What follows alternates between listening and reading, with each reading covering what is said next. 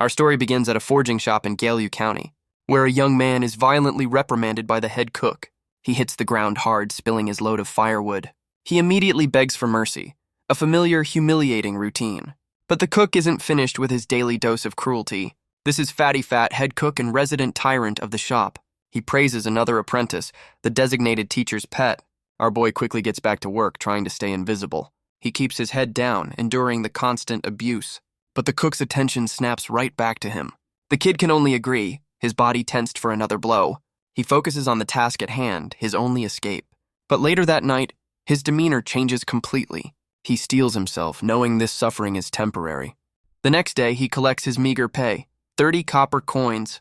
It's been a month since he arrived in this world, and today he finally gets a taste of freedom. He has a plan, one that requires a special ceremony. The ritual calls for 5 animals, but some are off limits. Apparently, the imperial court values cows more than people. After half a day, he's gathered the necessary components, but his mission is interrupted by a commotion at the docks. Someone has caught a legendary spirit fish, a creature of immense value, a powerful tonic. The fisherman proudly displays his 12-caddy prize. It sells for a fortune, far more than he'll ever make. Using the memories of this body's original owner, he finds his way.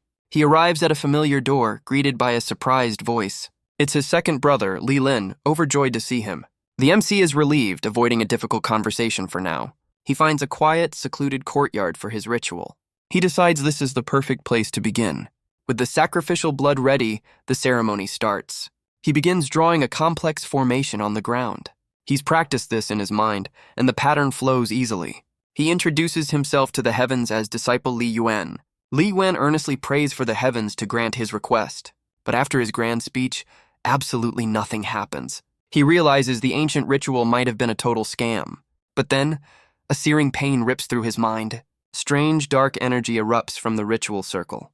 It lifts him off his feet, pulling him into the void.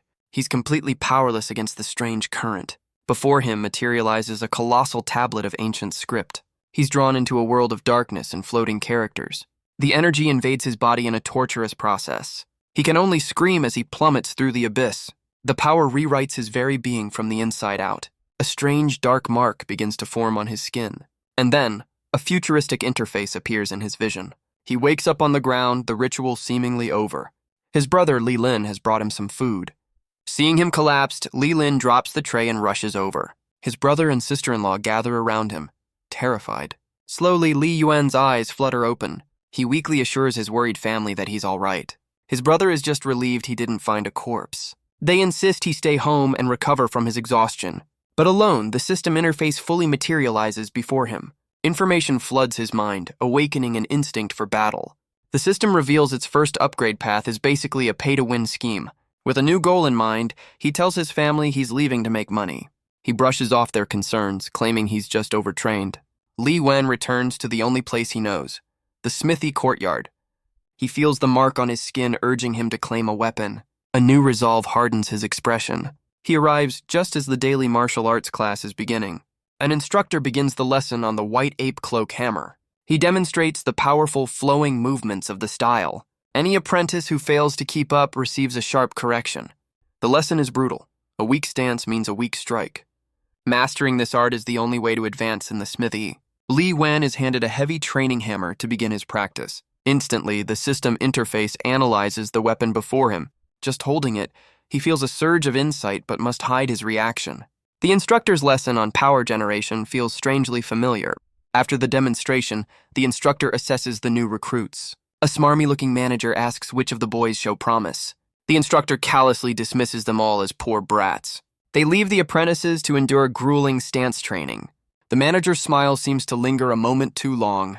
Ligon notes the man's unsettling gaze. This place is full of creeps. Soon, the exhausting stance begins to take its toll. His malnourished body screams in protest on the verge of collapse. All around him, other apprentices fall, but Li Yuan endures. The teacher's pet from before watches, waiting for him to finally give up. But Li Yuan doesn't collapse. He simply walks away from the training. Later that night, he sneaks into the equipment shed with a plan. His system reveals that even these basic hammers have hidden potential. He spots one with a unique aura, the best of the lot, and claims it. In the dead of night, Li Yuan begins his secret training. The system prompts him to wield the hammer, and he obeys. To his utter shock, the massive weapon vanishes from his hands. He finds himself in a mental space before a glowing weapon rack. With a single thought, he summons the hammer back into existence. He realizes this is his system's inventory, a personal armory. But accessing it triggers another wave of agonizing, familiar pain. His mind is flooded with phantom figures, all practicing the hammer arts. The system is basically a cheat code, force-feeding him the techniques. Before he knows it, the sun begins to rise. His body aches, a testament to a night of intense virtual training. Just then, he's spotted by the freckled apprentice from before. The boy is stunned, wondering if Li Yuan has been training all night. Li Yuan plays it cool, acting as if he's just woken up. The apprentice buys the act, dismissing Li Yuan as too weak for secret training. But Li Yuan knows the truth, a confident smirk playing on his lips. The new day begins at the smithy like any other. He returns to his menial labor, but something has changed. He feels a new, profound control over his own strength. Every movement is precise, every muscle fiber accounted for. His goal is clear: reach the inner court where the real training happens. The instructor gathers the apprentices for another grueling lesson. Li Yuan calmly reaches for his chosen hammer. It feels like an extension of his own arm, a perfect fit. The instructor barks orders, demanding focus from the exhausted boys. One of the apprentices asks how long it takes to master the basics. The instructor says half a year, then calls up a student to demonstrate. He explains the fundamentals of power, a lesson Li Yuan has already mastered. With newfound confidence, Li Yuan prepares to show them what he's learned. He unleashes a perfect strike, leaving the others in stunned silence. The freckled apprentice stares in utter disbelief. Meanwhile, the instructor is enjoying a drink with the manager. He claims he needs to go check on the practicing apprentices. The manager brings up a rumor about the shop expanding. He speaks of a powerful master from the Divine Weapon Valley. Naturally, he's just angling for a promotion, but the instructor's attention is suddenly caught. He asks the manager about the talented new kid. He recognizes Li Yuan, the younger brother of another smith. He's stunned by the boy's natural talent, calling it superior to his own. The manager is completely baffled by this sudden praise. He can only assume the boy is in some kind of trouble. As the sun sets, another day of training comes to a close. That night, Li Yuan returns to the equipment shed. He spots something he overlooked. A simple firewood chopper. The system reveals the old tool has a unique hidden property, but all that training has left his body screaming for fuel. He knows he needs to find food and fast. Using his last bit of money, he buys a small portion of meat. But he's not just here for food. He asks to see the butcher's cleaver. The butcher casually hands over the well-worn tool. Instantly, the system reveals the knife's hidden potential. A sly smile spreads across his face as he asks to buy it. The butcher names a low price, and Li Yuan eagerly accepts. He hurries away, his new prize clutched in his hands. He now has another weapon to add to his growing arsenal. The system confirms the cleaver has replaced the hammer as his main weapon. The change is immediate, a strange and disorienting feeling. The hammer mastery fades, replaced by an instinct for butchery. He discovers a limitation. He can only swap weapons every 2 days. He realizes his new power comes with a whole new set of problems to manage. And as night falls, his journey takes another unexpected turn. He's summoned by none other than Fatty Fat, the head cook. The cook, whose name is Sun, calls out to Li Yuan from his bath. He's ordered to come in and add more hot water. While serving him, the cook mentions his hammer skills were a complete waste. He then starts gossiping about a powerful figure known as Fortress Bear. Apparently, this man is keeping a woman with the surname Niu. Li Yuan's expression darkens as he connects the dots to the teacher's pet, Niu Gui. The cook explains that the smithy has its own politics and procedures. Li Yuan listens intently, realizing there's more at play than simple talent. He learns the single spot for the inner court was given to Niu Gui a month ago. He thanks the cook for the information, hiding his true feelings. Head cook Sun presses him, asking if he feels cheated out of his chance. Li Yuan plays it smart, claiming he's just grateful for the lesson he received. But the cook reveals a crucial secret. The hammer style they teach is incomplete. Li Yuan is stunned to learn he was taught a watered-down version. Without the full technique, true mastery would take years, not days. The cook rises from the water, his lesson clearly not over. Li Yuan puts on a show of despair, playing the part of a crushed apprentice. The cook assesses him, calling his body weak and unimpressive. In a sudden shift, Li Yuan asks to become the cook's disciple in the kitchen. The cook scoffs, assuming it's just a ploy for better food. Li Yuan leans into it, putting on his most charming and desperate face. Intrigued, the cook decides to test his supposed cooking skills. Li Yuan gathers some fresh herbs for the demonstration. Thanks to his cleaver mastery, his knife work is impossibly precise. The cook watches, impressed by the boy's hidden talent. Li Yuan humbly claims it's from years of labor, hiding his system's secret. He bows, offering his loyalty for a full stomach, and the cook seems pleased. The cook agrees, revealing Li Yuan's brother had paid him a visit. He offers to teach Li Yuan the true white ape breathing method. Li Yuan can hardly believe his incredible luck. He immediately begins practicing, his gratitude echoing through the courtyard. Several months fly by and winter settles over the county. The streets are blanketed in a quiet layer of snow. Under the cook's tutelage, Li Yuan has grown stronger and healthier.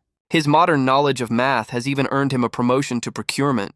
While running errands, something at a market stall catches his eye. It's a single, discarded boot sitting alone in the cold. The stall owner dismisses it as junk he was forced to buy. But Li Yuan's system reveals the boot's true, hidden nature. He's stunned to find his very first Tier 1 item. The owner names a steep price, but offers a friendly discount. Li Yuan plays it cool, ready to walk away from the deal. He cleverly leverages his position, and the owner offers the boot for free with a purchase. Li Yuan calmly accepts, securing his prize. The snow continues to fall, covering his tracks. He quickly makes his way back from the market. Finding a secluded alley, he activates his system. The boot is added to his personal armory, his first piece of high-tier gear. He's thrilled with his find, though he's not sure how one magic boot works. He equips the item, curious to test its power. The effect is immediate, sending him flying forward with incredible speed. The taste of power is addictive, but the cost of upgrading is astronomical. Just then, his thoughts are interrupted by a commotion nearby. He recognizes the name being shouted, Liang A. Shui, the fisherman. The crowd whispers about the local legend who fished his way to fame and fortune. Even powerful-looking figures have gathered to see the commotion.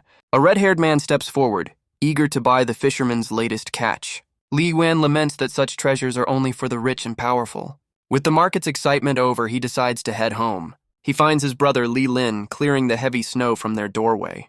Li Lin's face lights up, overjoyed to see his younger brother return. Li Yan smiles, offering a small gift of cured fish he bought on the way. His brother notes how much stronger he looks, eager to cook for him. Li Lin presents him with a new winter coat, but Li Yuan is immediately suspicious. He knows a coat like this costs a fortune, far more than they can afford. Li Lin claims they saved up, but Li Yuan tries to give the coat to his sister-in-law, but his brother insists, draping the warm coat over his shoulders. He speaks of his wife's loyalty, a debt he feels he can never truly repay. Touched by the gesture, Li Yuan's resolve softens. But he presses his brother again, demanding to know where the money came from. Li Lin's expression falters, realizing his lie has been exposed. He sighs, guessing that Fatty Sun must have spilled the beans. He confesses to taking a high-interest loan from a man named Qian Bao. Li Yuan is furious, telling his brother he shouldn't have gone into debt for him. Just then, his sister-in-law enters the room, drawn by their voices. She warms her hands by the fire, her skin chapped and raw from endless work. She gently offers him the coat, unaware of the argument. Seeing her hands, Li Yuan's anger melts into concern. He tells her to rest and quickly makes his exit despite her protests. He's gone in a flash, leaving his brother to marvel at his speed. Outside, Li Yuan recalls the name Qian Bao, a minor boss in a local gang. He knows his brother is a good man, but worries about the dangerous debt he's taken on. He knows loan sharks are trouble, then briefly considers becoming one's client to level up. Shaking off the absurd thought, he renews his focus on mastering his martial arts. That night, under the falling snow, his training begins. He practices the true breathing method, the key to unlocking his potential. With his training in mind, he swaps his equipped item back to the practice hammer. He pushes his body to the limit, practicing in the harsh cold. The hammer becomes a blur, a vortex of power in the snow. But his late-night training session has an unintended audience. Head cook's son is woken up, demanding to know who's making a racket. He steps outside, his irritation turning to genuine surprise. Li Yuan notes his perception has sharpened. He can sense the cook's approach. He realizes the breathing technique is a resounding success. His blood qi is flowing, a new and intoxicating sensation. Just as he's reveling in his power, the head cook calls out his name. Instead of scolding him, Sun offers him a special medicinal wine. Li Yuan is wary, but the cook insists he drink up. Sun questions his rapid progress, assuming his brother paid for supplements. Li Yuan realizes his earlier display of talent was the perfect cover story. He cheekily asks if that spot isn't already taken by Niu Gui. The cook presses him, asking if he's afraid of a man named Qin Xiong. Qin Xiong is the fortress bear from before, a master of the hammer arts. But Sun scoffs, saying even a master can't just ignore the forge's rules. Li Yuan is confused. Wasn't the cook just sucking up to this guy yesterday? The cook gives him a reality check. Nothing is given, it must be taken. His words hit home, forcing Li Yuan to consider his next move. He thanks the cook for his unexpected guidance. With the lesson over, the head cook promptly passes out. Li Yuan quietly takes his leave, his mind racing. Fueled by the wine and a new resolve, he's ready for more training. The medicinal wine works its magic, circulating energy through him as he rests. He's already surpassed the basic requirements for mastery. His early morning routine doesn't go unnoticed. The freckled apprentice realizes he's been lied to. Li Yuan is a cunning rival. He storms outside, calling out Li Yuan's name. He nervously challenges our boy to a spar, ready to test his true strength. Li Yuan coldly dismisses the challenge, leaving his rival speechless. The boy convinces himself it's fear, not disinterest. But as Li Yuan approaches the kitchen, he's stopped by the head cook. It's not his brother waiting for him, but the local authorities. An officer named Chu Da is here to investigate a murder. Li Yuan's heart sinks, his first thought being for his brother's safety. The officer demands his full cooperation, his gaze unyielding. He asks Li Yuan about a spice vendor he saw at the market. Li Yuan breathes a quiet sigh of relief. At least his family is safe. He confirms the purchase, carefully omitting any mention of a certain boot.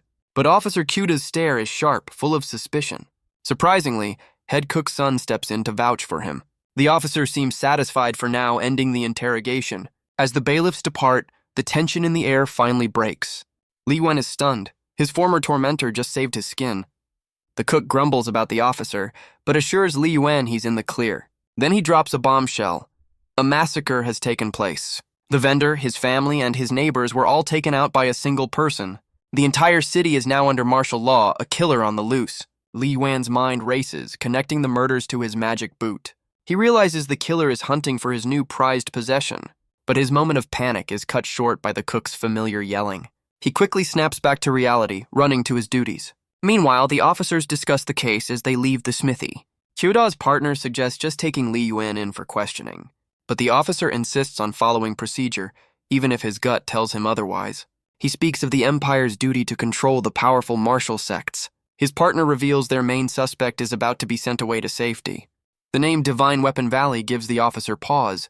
He understands there are powers even the Imperial Court won't challenge. Elsewhere, a shadowy figure with glowing red eyes delivers a vicious beating. This is the killer, and he needs his victim alive to find what he's lost. He's wounded, but his eyes burn with the promise of future vengeance. The ragged assassin slips out into the cold night. He's on the hunt, his gaze fixed on his next destination. He knows his stolen item is somewhere within the smithy's walls. Meanwhile, under the quiet, snowy rooftops, Li Yuan hides with the boot, sensing it holds a deeper secret. He inspects the sole, trying to find what makes it so special. With a crack, the boot splits open, revealing a hidden light. So much for that resale value. He realizes something was concealed inside all along. He pulls out a hidden manual, a treasure beyond his wildest dreams. It's a guide to the Battle Slaughter Hammer, a legendary martial art. He's stunned to find a top-tier secret art hidden in a shoe of all places. It all clicks, the massacre, the manhunt. It was all for this. The terrifying reality sets in. The killer is hunting him now. He reads on, learning this is a forbidden technique of immense power. But he discovers a catch. He only has 1/3 of the complete manual. He groans at the thought of another hammer style, but knows this is a game changer. With a target on his back, he has no choice but to master this art to survive. 2 months pass, and the city's lockdown is lifted for the new year. Elsewhere, the killer endures the harsh winter, still recovering from his wounds. He's in no condition to continue his hunt. He wonders how so many masters appeared in such a small, unassuming town. A recent encounter nearly ended him. He knows he must retreat for now. He finds a strange skeletal figure in his hideout. Leaving the bones behind, he finally departs the city. The New Year's fireworks light up the sky as he vanishes into the night. Back at the smithy, the bitter cold is too much for some. But the freckled apprentice sees Li Yuan's dedication, impressed by his relentless training. Meanwhile, the teacher's pet, Niu Gui, practices his own martial arts. He stands victorious in the snow, a master in his own mind. He proudly declares that he's finally reached the entry level. The other apprentices gather around, fawning over his achievement. They're certain he's destined for the inner courtyard. They gossip about Li Yuan, dismissing him as a poor, untalented nobody. The snow falls on the silent, imposing gates of the smithy. Nugui decides he's too good for these peasants now. What a class act. He can't wait to go brag to his powerful brother-in-law, but the freckled apprentice's thoughts turn back to his rival, Li Yuan. He finds the door to the training yard cracked open. Peeking inside, his eyes widen in shock. He sees a snowman holding a hammer and fears the worst. He bursts in, ready to find a frozen corpse. But he's met with a blinding flash of raw power. Li Yuan is a whirlwind of motion, his hammer a blur. He finishes his set, looking completely unfazed by the cold. The freckled apprentice can only stare, his jaw on the floor. Li Yan moves with a speed and grace that defies belief. He's become one with the storm, a phantom in the snow. His rival realizes the impossible. Li Yuan has mastered the technique. He turns and flees, desperate to report what he's just witnessed. Li Yuan, meanwhile, is already thinking about his next power-up and his debts. He goes to his new benefactor, head cook's son, to ask for another loan. He puts on his most charming I'm broke face, promising to pay it all back. The cook caves, impressed by his progress and willing to invest more. While serving him, Li Yuan learns of a recent ambush at the smithy. A visiting master was attacked, but the general manager saved the day. Just then, the smarmy manager himself appears, summoning Li Yuan. Li Yuan sees the man he's being taken to, the imposing Qin Xiong. Qin Xiong acknowledges Li Yuan's remarkable talent. He admits Li Yuan's skill surpasses Niu Gui's, but he's already given his word to the teacher's pet.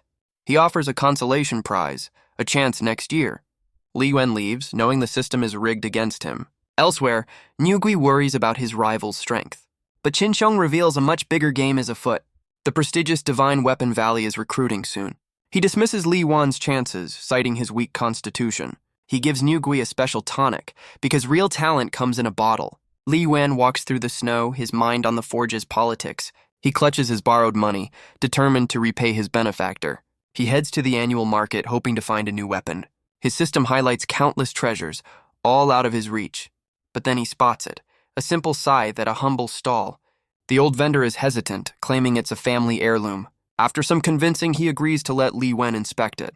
The moment he touches it, his system confirms his hunch. It's a military-grade scythe imbued with a weapon spirit. The weapon offers instant mastery of a powerful technique. He's found another cheat code, a shortcut to power. He immediately offers a generous price, playing it very cool. With his new prize secured, he finds a secluded alley. On a snowy rooftop, he prepares to absorb its power. The scythe becomes his new main weapon, replacing the hammer. A torrent of energy and information floods his mind. The process is overwhelming, rewriting his muscle memory. He collapses to the ground, the power surge finally over. But the pain is replaced by a feeling of incredible strength. In an instant, he's gone from novice to master of the scythe. Li Yuan assesses his new arsenal of skills, wondering if he's ready for Qin Xiong. Meanwhile, his sister-in-law berates his brother over their mounting debt. Back in the present, Li Yuan grips a simple wooden club. He tests its weight, noting its solid construction. With the loan shark on his mind, he practices his new moves in the snow. A dangerous, determined smile spreads across his face. He finds a new vantage point, peering down from a snowy roof. From his perch, he observes the scene below. Inside, a group of thugs gossip about their boss's affairs. Their conversation turns to Li Yuan's family, their intentions vile. Two of the men get up, needing a break from the festivities. They head outside for a rather public display of poor hygiene. Li Yuan watches from above, thoroughly unimpressed. He sees his opening and leaps silently into action. A swift strike with the club sends them both to the ground. He seems almost disappointed by how easily they went down. Their absence is noticed, and another goon steps outside to investigate. Li Yuan answers by sending the club flying right at his face. The noise draws out the rest of the gang, but Li Yuan is ready. The boss finally appears, a large man with a very short temper. He demands to know who dares cause trouble on his turf. Li Yuan doesn't answer with words, but with a flurry of strikes. He walks past the fallen thugs, leaving them in the snow. He scoffs at their weakness, having beaten them with a simple club. The boss glares up at him, demanding to know his identity. Li Yuan simply tightens his grip on his weapon. A swift kick to the face is his only reply. The blow leaves the loan shark dazed and bleeding. He follows up with a relentless barrage of strikes. In moments, the entire gang is neutralized by a one-man cleanup crew. The loan shark lies defeated, his face a swollen mess. Li Yuan is surprised by his own power, but quickly refocuses. He tears through the loan shark's office, searching for his prize. He finds what he's looking for. A hidden chest. With a creak, he lifts the heavy wooden lid. Inside are the loan contracts, the source of so much misery. He rips the documents to shreds, a symbolic act of justice. He finds the ill-gotten gains and decides to confiscate them. For justice, of course. He quickly gathers his reward, stuffing it into his boot. With a cheerful wave, he leaves the thugs to their snow naps. He convinces himself it was all self-defense, leaving no traces behind. He delivers a final, chilling warning to the unconscious man. He walks away, satisfied that the boss won't be a problem for a while. He vanishes into the snowy night, a silent guardian. He looks up at the moon, his mission complete. He feels a new sense of purpose, ready for his ascent. He knows martial arts are a rich man's game, but he has a plan. Back at the smithy, the head cook interrupts his training. He's brought the expensive medicinal supplies Li Yuan requested. The cook gossips about the local gang's misfortune, unaware he's talking to the cause. He returns home, sharing a meal and a drink with his brother. His brother reveals a surprising connection to the master, Qin Sheng. The revelation hardens his resolve. He must pass the exam. He takes a drink, his decision made. He slams his cup down, vowing to secure his place in the inner court. In his mind, he plans his next upgrade, dual-wielding mastery. Elsewhere, Qin Sheng looks on, his expression grim. He and Niu Gui discuss the recent attack on the loan sharks. Qin Sheng reminds Niu Gui of the help he's given, demanding success. The day of the inner court exam finally arrives. The exam grounds are already buzzing with gossip about the competition. Head cook's son explains the system is rigged with special admissions for the wealthy. He warns Li Yuan that the rules have changed to test innate bone quality. Li Yuan suspects Qin Sheng is behind the change, stacking the deck against him. He promises his mentor he won't fail, much to the cook's flustered delight. The apprentices march through the snow, their futures on the line. They arrive before the forge's leadership, ready to be judged. The three most powerful men in the smithy watch from their seats of honor. The head shopkeeper orders Qin Sheng to begin the examination. Qin Sheng lays out the glorious rewards for joining the inner court. He calls for those who have mastered the hammer arts to step forward. His eyes land on Li Yuan, his expression souring immediately. He explains the new rules, clearly designed to disqualify our boy. The first test is a simple trial of strength against a solid iron ingot. The apprentices are told to choose a hammer and show what they've got. Li Yuan steps up, selecting a massive, chain-bound warhammer. He plants his feet, the ground cracking under his newfound power. He swings the hammer in a perfect, devastating arc.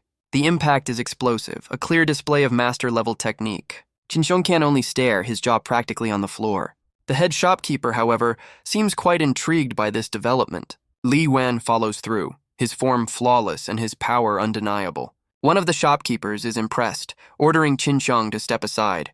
Qin Sheng is left sweating and speechless, his plan completely derailed. He can't believe it. He knows Li Yuan's body shouldn't be capable of this. The iron ingot shatters into 1,000 pieces from the force of the blow. Head cook's son erupts in a triumphant cheer, his investment paying off. Li Yuan stands confidently, knowing his system has given him the edge. But then he launches himself into the air, moving with startling speed.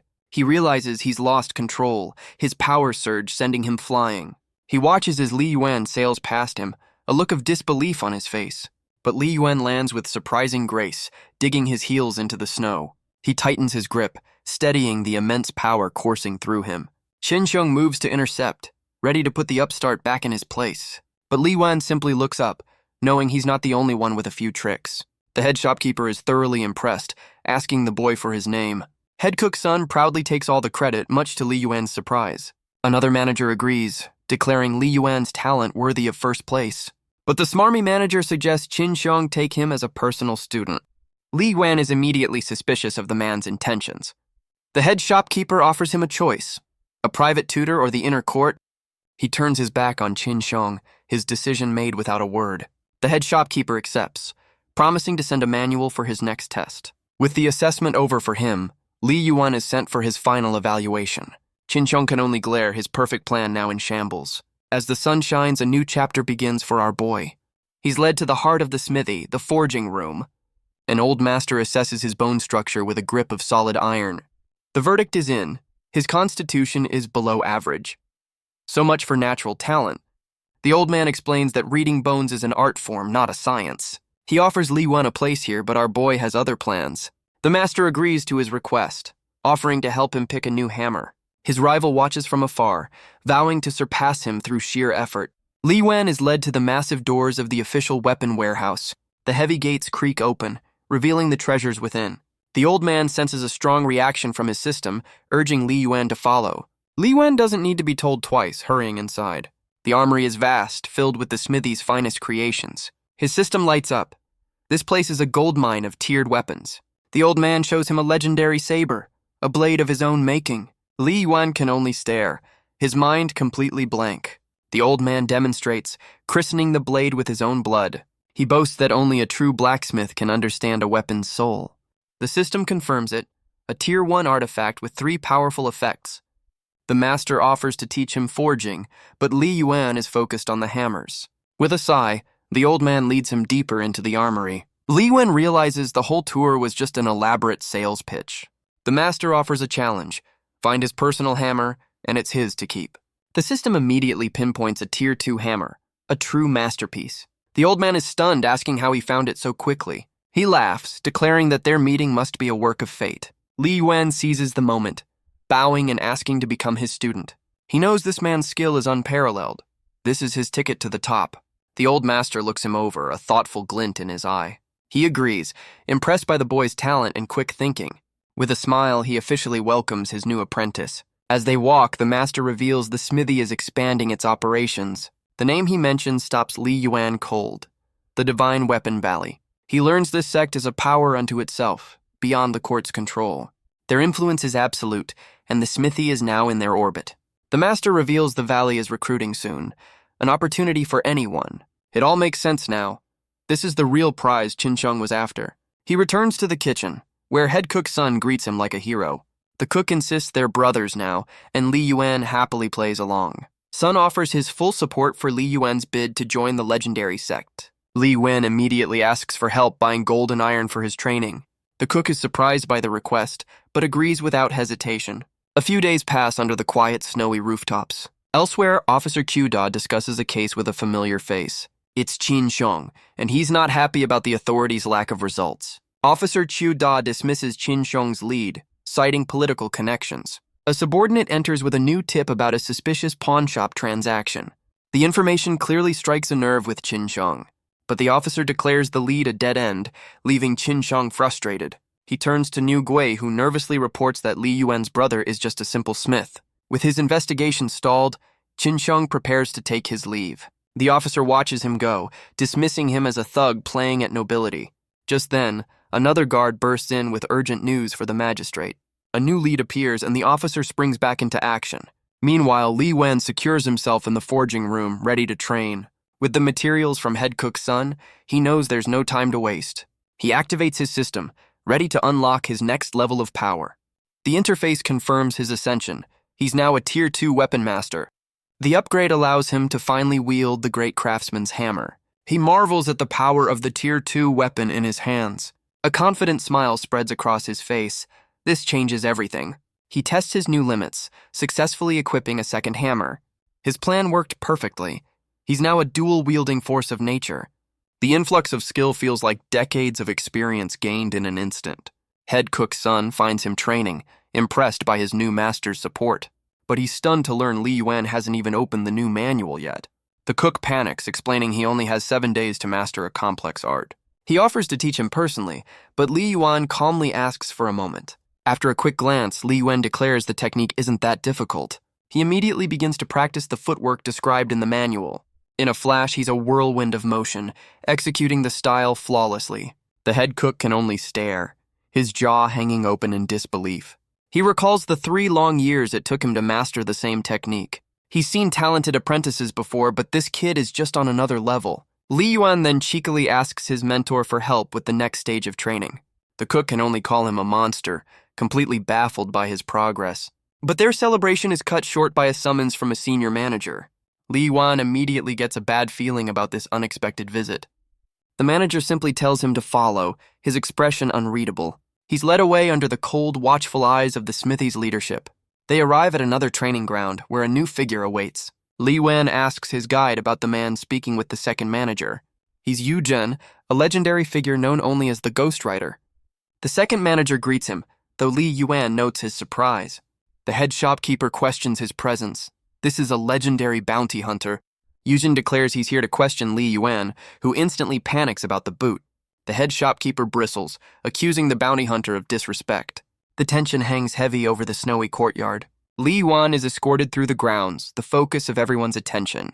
Yujin tries to smooth things over, claiming he's just following a lead. The second manager explains to his superior that Yujin is hunting a killer. The head shopkeeper orders Li Yuan to cooperate fully with the investigation. Yujin begins, explaining he's been tracking a dangerous fugitive for months. He reveals the killer murdered the vendor, and his presence has alerted the Divine Weapon Valley. Li Yuan carefully recounts his purchase, but Yujin uses a strange power on him. He feels his mind being invaded, a strange hypnotic suggestion taking hold. But he fights it off, realizing this hero is more sinister than he appears. Yujin's eyes glow, his mental assault intensifying. Under pressure, Li Yuan blurts out that he also bought some cured meat. Real smooth. But the interrogation is interrupted by the head shopkeeper's furious roar. Li Yuan snaps out of the trance, dazed and confused. The head shopkeeper lunges, his spear a blur of motion. Yuchen deflects the blow, his own blade flashing in the cold air. He retreats with blinding speed, leaving the others in his wake. The bounty hunter pauses, impressed by the old man's powerful strike. Li Yuan feels the raw power of the masters, a force he now knows as internal energy. Yujin smirks, acknowledging the formidable power of his opponent's spear. He offers a quick apology, claiming the hunt for the killer is too urgent to delay. And with that, the mysterious bounty hunter makes his swift exit. The second manager praises the head shopkeeper, whose reputation is clearly well-earned. The head shopkeeper dismisses the crowd but orders Li Yuan to stay. Inside, he reveals his hand is injured by the bounty hunter's poisoned blade. A dark, venomous energy spreads across his palm, a testament to the danger he faced. The second manager questions his decision to attack a man who was already leaving. But for the head shopkeeper, it was a matter of honor, a lesson for his new student.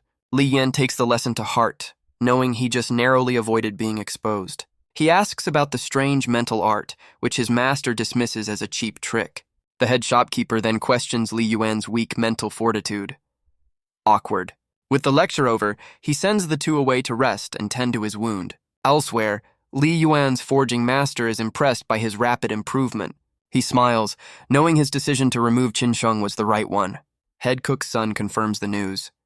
Qin Sheng has been transferred far away. The cook laughs, noting that a traitor would usually face a much harsher punishment. He asks about the upcoming temple fair, but Li Yuan is focused on training. With a wave, the cook heads home, leaving Li Yuan to his secret work. Li Yuan slips into a private room, the time for a new upgrade at hand. His system reveals a new Tier 1 saber, a gift from his new master. But he knows this blade is nothing compared to the treasures in the armory. He has much to learn, both in forging and in his forbidden hammer arts. He's finally grasped a new move, wondering if he's ready for a real fight. The scene shifts to the vibrant, lantern-lit streets of the temple fair. Li Yuan feels his system buzzing, sensing countless powerful weapons nearby. He spots a ceremonial altar, and his first thought is how to loot it for his system. The crowd prays to a bodhisattva, hoping for blessings and good fortune. As offerings fly, Li Yuan's gaze remains fixed on the suspicious figure. The statue's many eyes stare down, a truly unsettling sight. His system confirms it. A Tier 2 artifact with immense spiritual power. Li Yuan is baffled. Apparently, a holy statue can also be a weapon. He's tempted, but decides stealing from a god is probably a bad career move. All around him are Tier 1 weapons, a reminder of the power money can buy. He stops at a bounty board, noting the high price on a fugitive's head. The fireworks light up his path as he heads deeper into the fair. His destination is another holy site, the crippled god temple. He eyes another large statue, wondering if his system will ping again. And just as he suspected, it's another Tier 2 spiritual weapon. He realizes these priceless artifacts must be protected by a powerful entity. Just then, a blindfolded fortune teller stops him in his tracks. Li Yuan smirks, recognizing a fellow practitioner of the subtle arts. He sarcastically asks if a bloody calamity is in his future. But his joke falls flat as he finds himself suddenly surrounded. The fortune teller reveals he's been tracking Li Yuan for a very long time. Li Yuan plays dumb, claiming he has no idea who they're looking for. The man recounts the fugitive's crimes, including the murder of the spice vendor. His subordinate grows impatient, ready to force the information out of him. The fortune teller agrees with Li Yuan's earlier prediction. He confirms that a bloody calamity is, in fact, just around the corner. Li Yuan realizes this is all because of that one stupid magical shoe. Later that night, the festive mood is washed away by a sudden downpour. He hides in a dark alley, the weight of his situation crashing down on him. Deciding to cut his losses, he throws the other boot over a nearby wall. He runs, knowing he can't just hope his problems will magically disappear. His resolve hardens. He must get stronger to survive what's coming. Elsewhere, Officer Q dies hit square in the head by a flying object. Perfect shot. His subordinate inspects the projectile, finding something hidden in the sole. The officer pulls out a note, but the handwriting is completely illegible. The officer carefully peels back the sole of the boot. His subordinate inspects the separated pieces, a thoughtful look on his face. Officer Q suspects something was hidden inside all along. He vows to find the culprit, if only to return the favor for his headache. Meanwhile, news of the manhunt spreads through the city streets. The gossip reveals the killer broke into the yamen, looking for that very boot. Elsewhere, the killer learns his prize is in the hands of Officer Q. The hunt for the fugitive leads the authorities back to the smithy. Officer Q arrives to conscript men for a citywide search. The apprentices grumble. The reward isn't worth facing a legendary killer. But the magistrate's orders are absolute, and the second manager begins assigning teams. A senior student named Yun Jin is chosen to lead one of the groups. With his recruitment drive underway, the officer departs for the next shop. Li Yuan's forging master addresses the remaining hesitant students. One of them worries for Li Yuan, who is still new to the martial world. But the master scoffs, reminding them that real enemies don't care about experience. He declares that true strength is forged in the fires of real combat. The second manager reveals the killer is already wounded, a cornered animal. The master orders Yun Jin to look after Li Yuan during the hunt. Li Yuan chooses his weapon, a Tier 1 hammer perfect for his forbidden art. With their weapons in hand, the apprentices prepare to move out. Li Yuan's expression hardens. He's ready for his first real battle. Their destination is Faju Mountain, a vast and dangerous wilderness. Yun Jin gives the order, find the target before nightfall. The search party fans out, combing through the dense, eerie forest. The team leader urges them onward, the sun already beginning to set. They venture deeper, the shadows of the forest closing in around them. A sudden shout from up ahead cuts through the silence. A lone warrior named Chu Long stands guard in the woods. He's too late. The killer has already left a trail of bodies in his wake. The killer, Nianju, is wounded but far from broken. He vows revenge on all who have crossed him. But his moment of rage is cut short by approaching hunters. Their greed is met with a swift and brutal response. Yunjin orders his team to spread out and prepare for a fight. But Li Yuan moves with a calm focus, unafraid of the chaos. He recalls his master's words, "True strength requires courage." The sounds of battle draw closer, a symphony of desperation.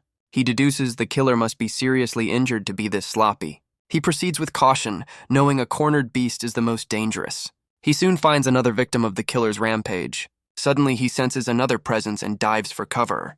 It's another hunter, shamelessly looting the dead. Classy. The man scoffs, a vulture picking at the scraps of battle. He settles in to count his reward, completely oblivious. But his moment of greed is interrupted by a fist of justice. Li Wen recognizes the attacker, the bounty hunter, Yu Zhen. The bounty hunter notes the man had more money than sense, and then proceeds to do the exact same thing. Pot, meat kettle. But his own looting is cut short by a new arrival. Li Yuan emerges, spinning his hammer with practiced ease. He unleashes a powerful strike, a blur of motion and force. The blow lands, and Li Yuan snatches the prize for himself. Finders keepers, losers get a face full of hammer. He adds a swift kick for good measure, just to be thorough. The bounty hunter can only groan, his dignity in tatters. With his mission accomplished, Li Yuan makes a hasty retreat. He leans against a tree, adrenaline coursing through him. He inspects his reward, realizing crime actually does pay. He considers it payback for their last unpleasant encounter. He tucks away his new funds, a small reward for his troubles. But elsewhere, another hunter named Chu Long is on the prowl. He's searching for Nianju, who refuses to go down without a fight. But a mysterious hooded figure has already found the fugitive. He looks up to see his target perched high in the trees. Nianju's eyes burn with a murderous rage. He lunges from the branches, a whirlwind of fury. His attack is swift, leaving no room for escape. The impact sends the man flying, a testament to the killer's strength. The stranger notes his impressive body-hardening technique. He reveals he's been helping Nianju from the shadows, a true philanthropist. The killer is suspicious, but the stranger only speaks of a future debt. He offers a vial of medicine, telling the fugitive to escape. Nianju catches the vial, unsure of this stranger's game. The man simply promises to find him when the debt is due. Nianju wonders who this powerful new player could be. He tries to place the man's identity but comes up empty. He recognizes the medicine as a rare and powerful tonic. He prepares to flee, but the stranger isn't finished with him. The killer's defiance returns, vowing death to his pursuers. Meanwhile, Li Wen assesses his own power from a safe distance. He reflects on how much he's grown from just a few real fights. He moves silently through the undergrowth, a predator in his own right. Suddenly, another hunter is taken down by a surprise attack. The blow is precise, a flash of brutal efficiency. He falls to the ground, another casualty of the chaotic hunt. Nianzhou stands over his victim, mocking their futile efforts. Li Yuan is stunned. The killer is still a monster, even while wounded. The fugitive pulls a shard from his own chest without flinching. His body is a roadmap of pain, but his will remains unbroken. From the grass, Li Yuan watches the killer's wounds close on their own. But his stealth is short-lived. Nianzhou has spotted him. Li Yuan's heart pounds, his cover completely blown. Instead of running, he leaps from the trees, going on the offensive. He meets the killer's charge with a powerful swing of his hammer. Nianzhou recognizes the style, shocked by the boy's mastery. Li Yuan's eyes burn with focus, channeling all his strength. The killer mocks his lack of internal energy, unleashing a furious counterattack. But Li Yuan's strike lands, and Nianzhou roars in frustration. The killer's anger turns to glee. He's found a worthy opponent. He grins through the blood, clearly enjoying the thrill of the fight.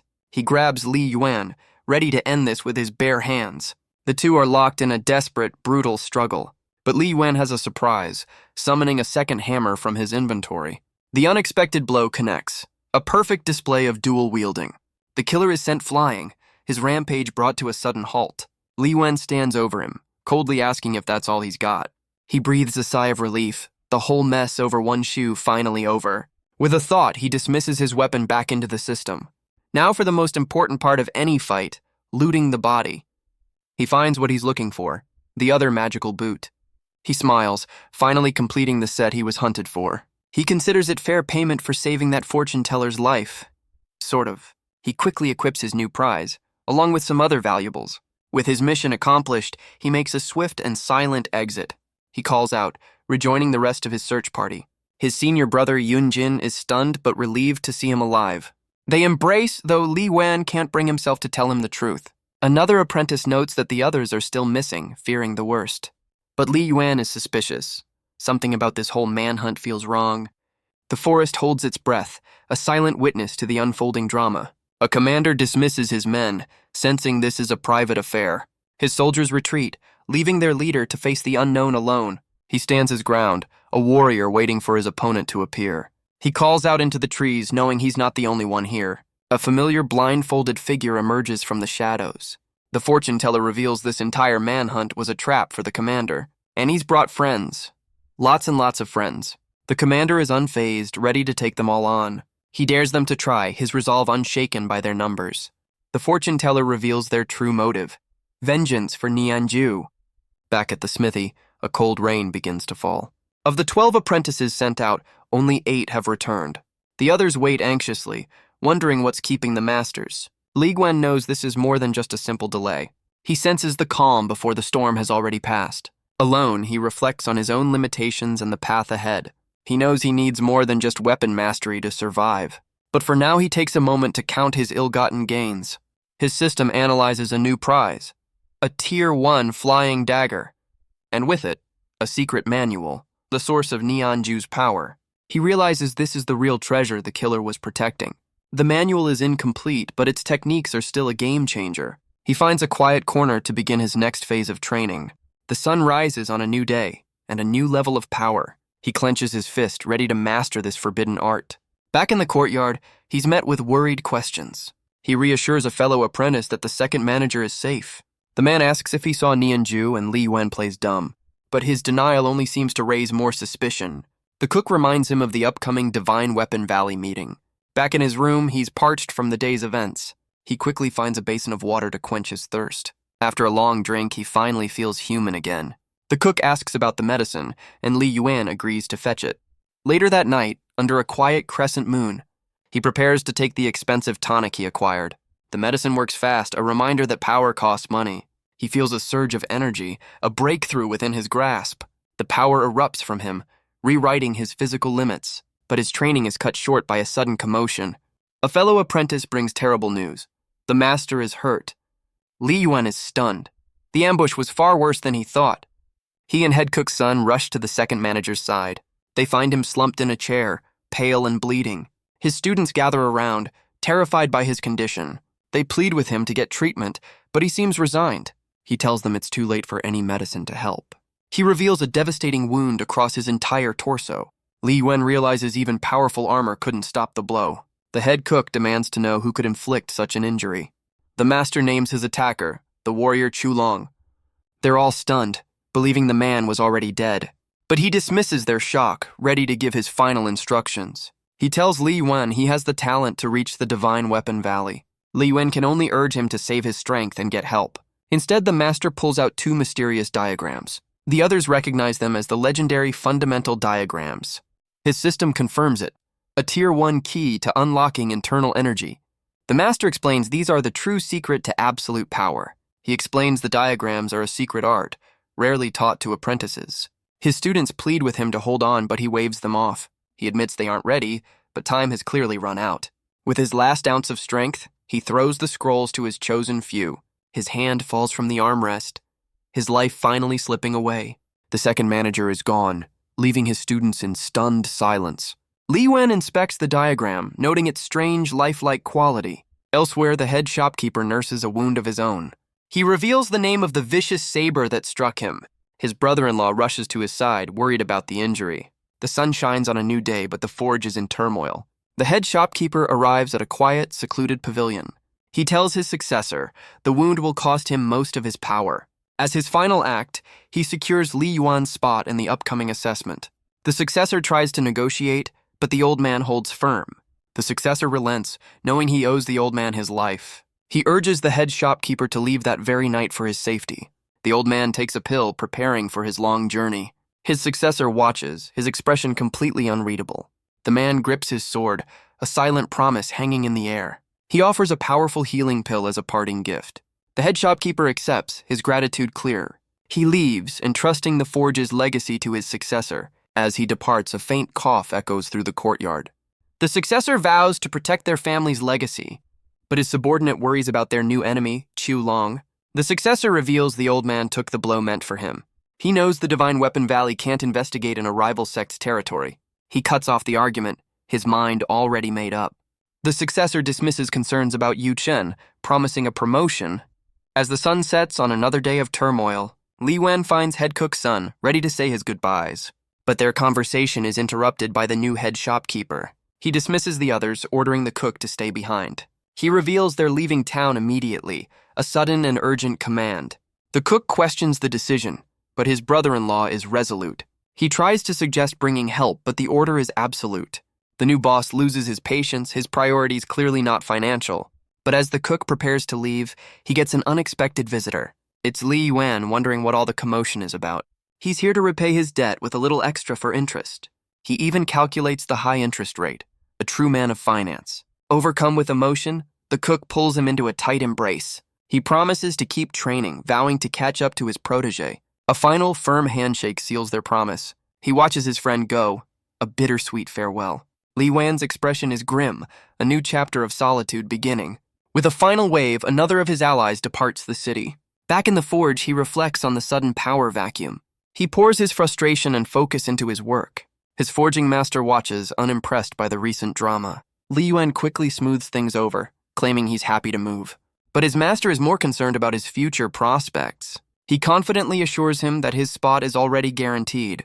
Impressed, the master offers him a lucrative forging contract. He eagerly accepts, and is even offered another trip to the armory. Elsewhere, his rivals dismiss him as a nobody with no backing. A woman asks if they should still invite him to an upcoming event. But the man scoffs, believing Li Yuan's luck has run out. Meanwhile, a manager warns him to be careful about his choices. With his master's blessing, he unlocks the inner armory. He and his guide step into a hall of legendary weapons. His system lights up, revealing a treasure trove of Tier 2 gear. The guide explains this vault is reserved for the forge's elite. He points out a massive hammer, the old master's finest work. Li Yuan's eyes land on a set of Tier 2 soft armor. His guide panics, knowing the master would have to pay for it himself.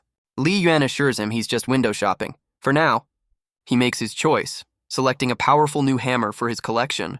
Later, he returns home, bringing a small gift for his family. But in the market, he spots a familiar, unwelcome face. Qinsheng is back, a reminder that alliances fade as quickly as power.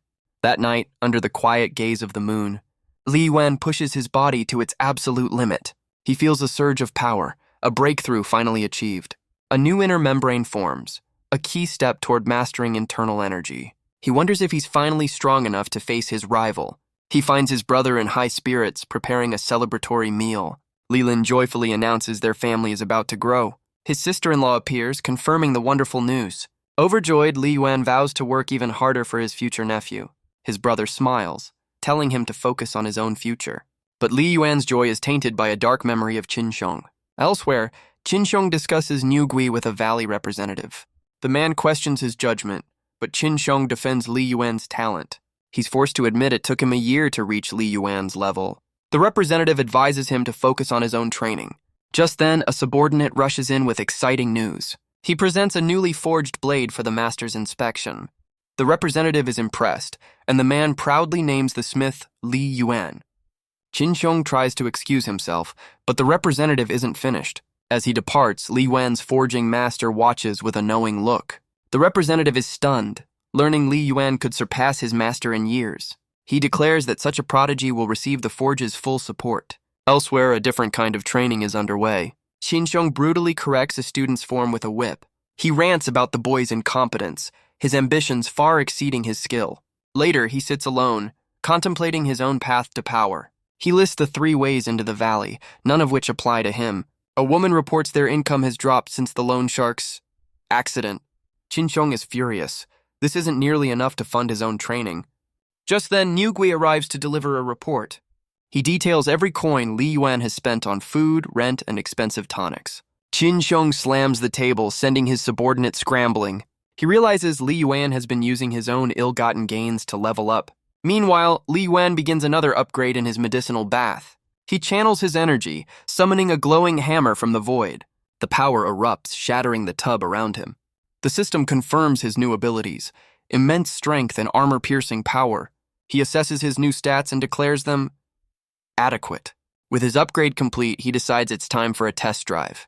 He approaches a massive water vat, a challenge he couldn't face before.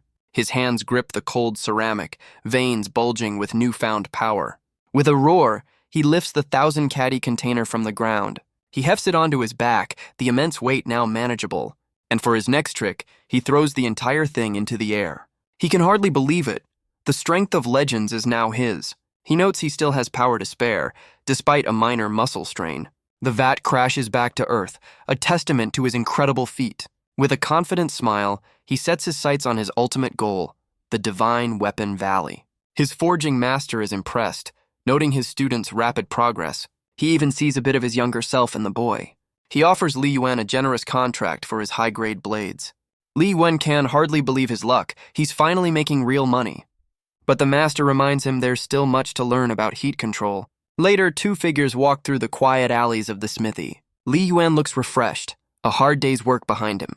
A senior brother invites him to a gathering for the valley's top prospects. He explains this is a once-in-a-lifetime chance to join the legendary sect. The senior brother leaves, promising to look out for him. But as Li Yuan passes, he overhears some familiar, hushed voices. The other apprentices fall silent, clearly intimidated by his presence now. He watches them hurry away, their gossip cut short. He can't help but find their sudden change of heart suspicious. He knows that even with new allies, old enemies are still watching. The gathering is held at the tallest, most exclusive restaurant in the city. Li Yuan, however, is more interested in the free food. A man of culture, he's surrounded by the sons and daughters of the city's elite. But he remains completely unfazed, focused on the meal at hand. The host, a young woman named Lu Xiaoling, makes her entrance. As the party continues, a sudden downpour begins outside. The group discusses the fierce competition for the Divine Weapon Valley. Li Yuan knows their promises of mutual aid don't apply to him. With his stomach full, he decides it's time to make his exit. One of the guests scoffs, dismissing his chances due to his weak constitution. But outside, another figure waits patiently in the pouring rain. He looks up at a lit window, wondering if his target is inside. It's Li Yuan, masked and ready for a different kind of meeting. He notes he's not the only one with business on a rainy night. He watches as 2 men are swiftly taken down in the alley below. The man reveals his name is Niu Gui, gloating about his family's rise. He walks through the rain-soaked streets with an air of superiority. His destination is none other than Li Lin's house. He approaches the door, his intentions clearly malicious. But he stops, confused by the utter silence within. Inside, he complains to a woman about his rivals, including Li Yuan. The woman listens, her expression unreadable. She reassures him that his brother-in-law sees Li Yuan as no threat. But outside, Li Yuan watches from the shadows, his patience wearing thin. He bursts through the door, his entrance anything but subtle. The two inside are stunned by the sudden violent intrusion. Li Yuan sends Niu Gui flying with a single decisive blow.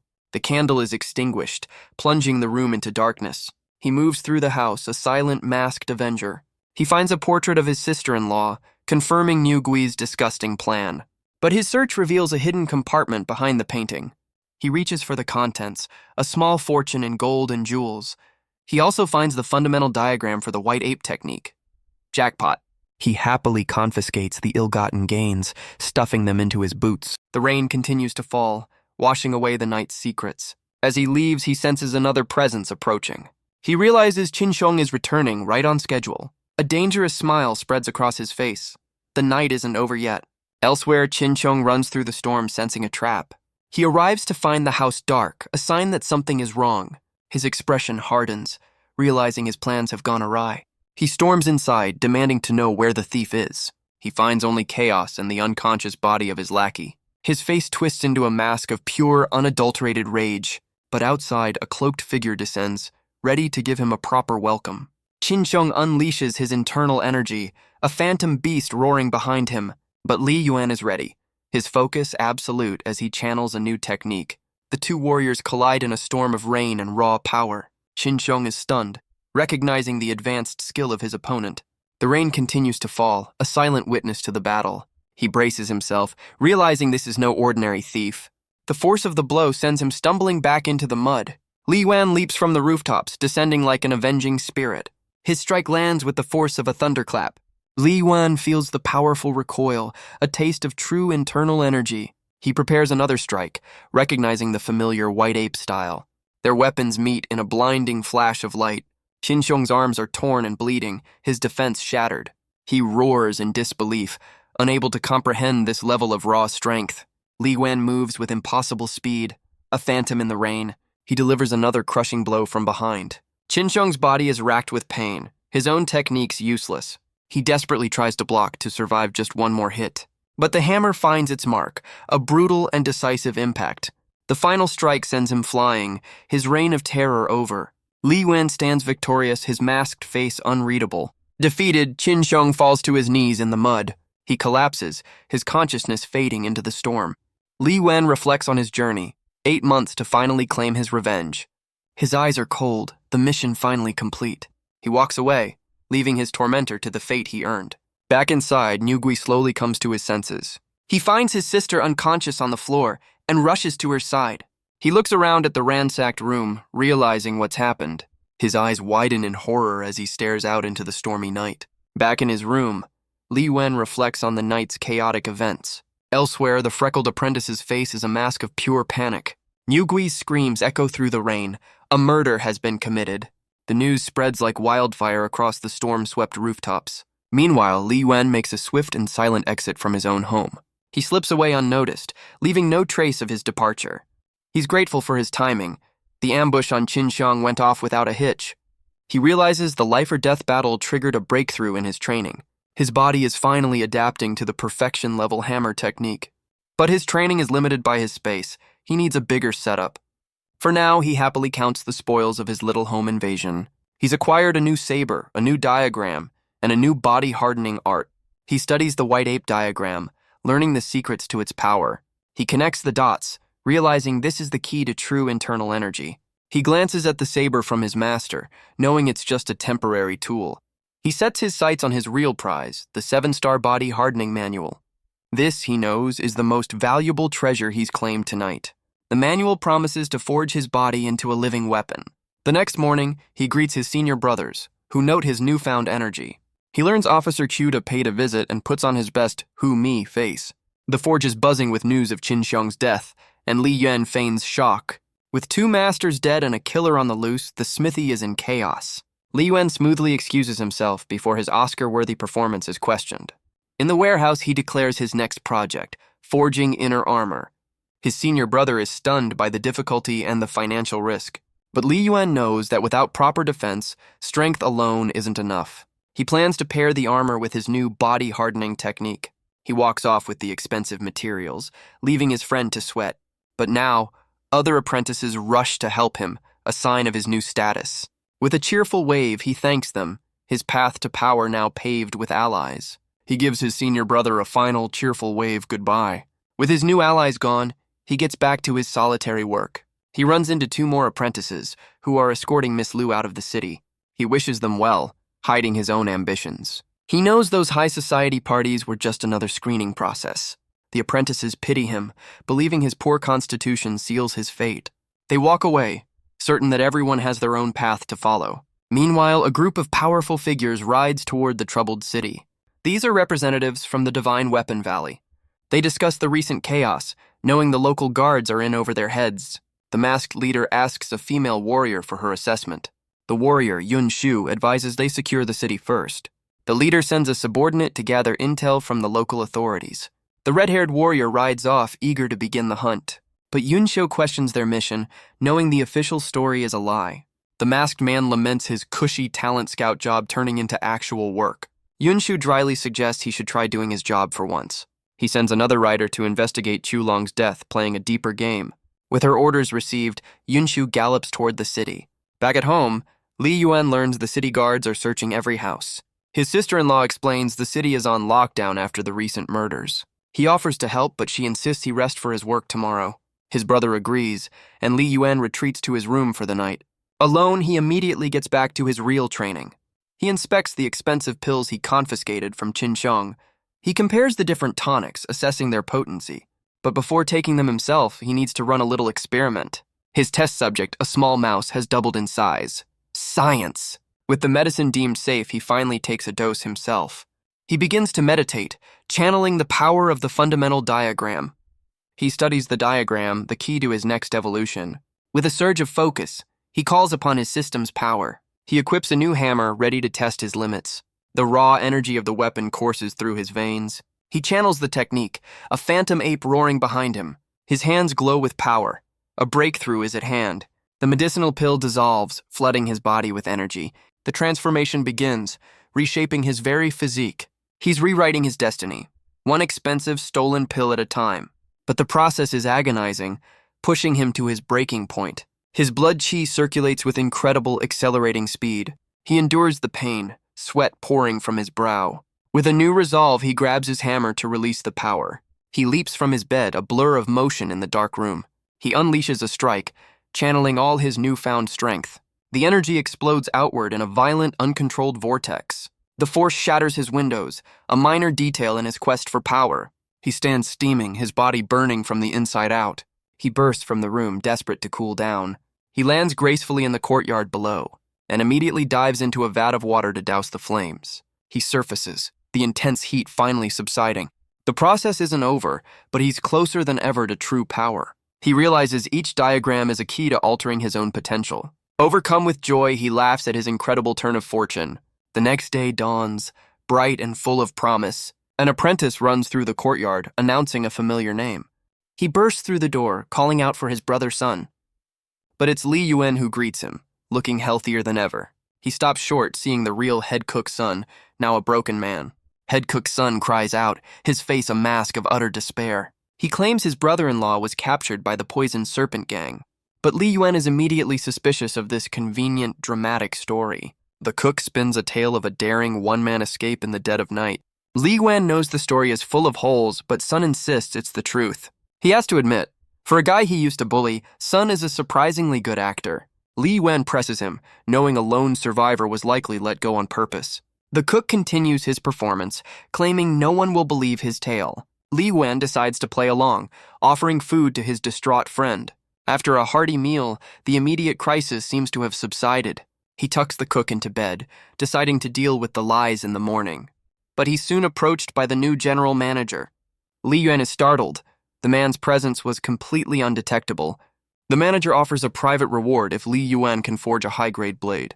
Li Yuan respectfully accepts the challenge, hiding his own suspicions. He's confused why the man isn't checking on his own brother-in-law. He reflects on his own strength, now far beyond what Qin Xiong ever achieved. He suspects the manager's offer is a subtle attempt to block his path. Later that day, Li Yuan finally makes his way home.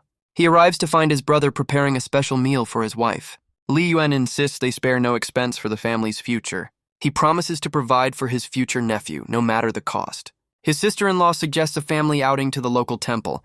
The mention of the Bodhisattva temple gives Li Yuan pause, but he quickly agrees, a warm smile hiding his true thoughts. As they walk, he notes the stark divide between the rich and poor. The inner city is a world of power, the outer a den of gangs. He recalls his family's old home, now owned by his dead rival. Awkward. They finally arrive at their destination, the Thousand Eye Temple. The courtyard is bustling with worshippers, a picture of perfect peace. But his eyes land on the massive incense burner, and his system goes wild. He tells his family to go on without him, needing a moment to explore. He wanders through the courtyard, a man on a very different kind of pilgrimage. The system confirms it, a Tier 2 artifact imbued with 1,000 years of prayer. He makes his own small offering, his mind on much bigger prizes. He realizes this burner is even more valuable than the statue itself, but he knows the temple is flush with cash and won't be selling anytime soon. He decides to check out the less popular temples later, for research, of course. Just then, he spots a familiar face from the high society gathering. She's with her father and another powerful master, meeting with a senior monk. Li Yuan assesses the unknown warrior, recognizing a true expert. He watches them disappear into a private hall, a reminder of the world he's trying to enter. Back at the forge, his master gives him a new deadline, the inner armor, 10 days. Li Yuan throws himself into the work, the flames of the forge his only companion. He takes a brief moment to rest, the grueling process taking its toll. The days blur into a cycle of heat, sweat, and hammering. He inspects a newly forged rod, his focus absolute. An assistant announces the black-silver threads are ready for the next stage. His master inspects the delicate threads, impressed by their quality. But their work is interrupted by an unwelcome visitor, the new manager, Yu Zhen. The ghostwriter addresses the room, his presence silencing the forges. The forging master protests. They don't have enough men to spare for his mission. Yu Zhen smirks, hinting that the forge might be hiding the one who killed Qin Xiong. Li Yuan connects the dots. This man is tied to his dead rival. He knows this ghostwriter is playing a much deeper, more dangerous game. Yu Zhen casually dismisses the master's authority, daring him to complain. He begins handpicking apprentices for his little side quest. His gaze lands on Li Yuan, asking about his cultivation progress. Li Yuan humbly reports he's reached a minor level, thanks to his master's help. Yu Zhen seems pleased, ordering Li Yuan and the others to follow him. The forging master seethes, recognizing Yu Zhen for the snake he is. Li Yuan worries about his reputation, now tied to this dangerous man. Yu Zhen leads his new recruits through the city streets. He watches the massive force assemble, a small army for a single gang. He spots a familiar face, the powerful woman from the temple. High above, she observes the city's turmoil with two companions. Her companion questions the older man about the recent murders. The man claims ignorance, a convenient alibi for a city in chaos. The warrior's gaze is sharp, a silent accusation hanging in the air. The woman learns her family's faith is now under suspicion. But the man insists their God is righteous, a belief he won't abandon.